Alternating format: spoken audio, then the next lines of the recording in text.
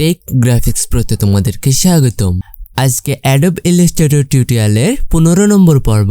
এই পর্বে তোমাদেরকে আমি উইড টুলের বিস্তারিত দেখানোর চেষ্টা করব। তো ভিডিওটি শুরু করার পূর্বে তোমরা একটা লাইক করে দিও এবং এখনো পর্যন্ত চ্যানেলে সাবস্ক্রাইব না করে থাকলে অবশ্যই একটা সাবস্ক্রাইব করে দিও। তো চলো শুরু করা যাক। তো প্রথমে আমাদেরকে উইড টুল সম্পর্কে জানার আগে আমাদের জানতে হবে একটা অবজেক্ট কিভাবে তৈরি হয়, ঠিক আছে, বা কি কি জিনিস দিয়ে তৈরি হয়। আমি একটা রেক্ট্যাঙ্গেল নিচ্ছি। এই অবজেক্টটি কিন্তু একটা বা দুইটা এলিমেন্ট নিয়ে তৈরি। হ্যাঁ, একটা হলো ফিল আর একটা হলো স্ট্রক। এখন স্ট্রক বুঝবো কি করে আর ফিল বুঝবো কি করে? ফিল আমরা যে সাদা টুকু দেখতে পাচ্ছি এইটুকু আমাদের ফিল, ঠিক আছে। এবার স্ট্রোকটা দেখতে হলে আমাদেরকে স্ট্রোকটা বাড়িয়ে নিই, ঠিক আছে। এখানে দেখো স্ট্রোক আছে, আমাদের এখানে স্ট্রোক 1 পিটি আছে। এই উইডটা আমরা 10 পিটি করে দিলাম, ঠিক আছে। এই যে আমাদের আউটসাইডে যে বর্ডার হয়ে আছে এটাই আমাদের স্ট্রোক, ঠিক আছে।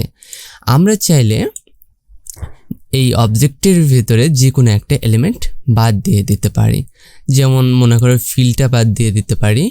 এই ফিলের এখানে এসে আমরা নান করে দিলাম, তাহলে আমাদের একটা স্ট্রোক নিয়ে একটা অবজেক্ট, ঠিক আছে। তারপর আমরা যদি মনে করি ফিল্টার রাখলাম এবং স্ট্রোকটা নান করে দিলাম, তাহলে আমাদের এই শুধু এই ফিলটা নিয়েই আমাদের এই রেক্ট্যাঙ্গেল অবজেক্টটি তৈরি হয়ে আছে, ঠিক আছে। তো এইটা বোঝার কারণ বা বোঝানোর কারণ হলো একটাই, আমাদের এই যে উইড টুলটা শুধুমাত্র আমাদের স্ট্রোকের উপরে কাজ করে, ঠিক আছে।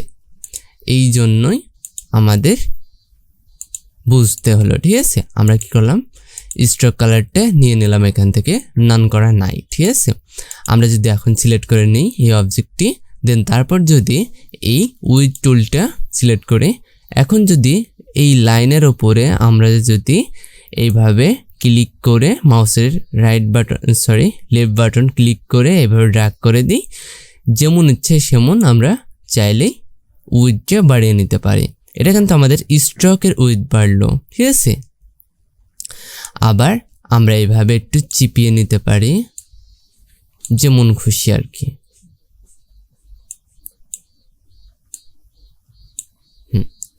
এই আর কি আমাদের ডিজাইনের জন্য অনেক কিছু প্রয়োজন হতে পারে, ঠিক আছে। এটা হলো স্ট্রোককে পরিবর্তন করে, এই আর কি। শুধুমাত্র আমরা কি রেক্ট্যাঙ্গেলের উপরে এই কাজটি করতে পারবো তা না, আমরা চাইলে একটা লাইন টুল নিতে পারি এখান থেকে। ধরো আমরা লাইন টুল নিলাম এই বরাবরই। এখন যদি এই লাইন টুলের উপরে যদি উইড টুলটি অ্যাপ্লাই করি, দেখো সেম একই কাজ হচ্ছে। আমরা এইটুক চিপিয়ে দিতে পারছি, এইটুক বাড়িয়ে দিতে পারছি, এই আর কি, ঠিক আছে। এটা কিন্তু একটা লাইন টুল, ঠিক আছে। আবার আমরা যদি পেন টুল দিয়ে যদি কোনো একটা ড্র করি, সেটাকেও আমরা উইড টুল দিয়ে বাড়াতে পারি। আমরা উইড টুল সিলেক্ট করছি, আমাদের যেখানে ইচ্ছে সেখানে আমরা এভাবে এরকম করে উইডটা বাড়িয়ে দিতে পারি। আমাদের যেখানে যেরকম প্রয়োজন হতে পারে এরকম ডিজাইন, ঠিক আছে, এই আর কি। তো উইড টুল নিয়ে তোমরা অধিক প্র্যাকটিস করার চেষ্টা করো। হ্যাঁ, আশা করি তোমরা ভালো ডিজাইন করতে পারবে উইড টুল দিয়েও। তো আজকের ভিডিওটি এই পর্যন্ত। ভিডিওটি ভালো লেগে থাকলে অবশ্যই একটা লাইক করে দিও এবং চ্যানেলে এখনো পর্যন্ত সাবস্ক্রাইব না করে থাকলে অবশ্যই একটা সাবস্ক্রাইব করে দিও। আর অলরেডি যারা সাবস্ক্রাইব করে রেখেছো তাদেরকে অনেক অনেক থ্যাংক ইউ।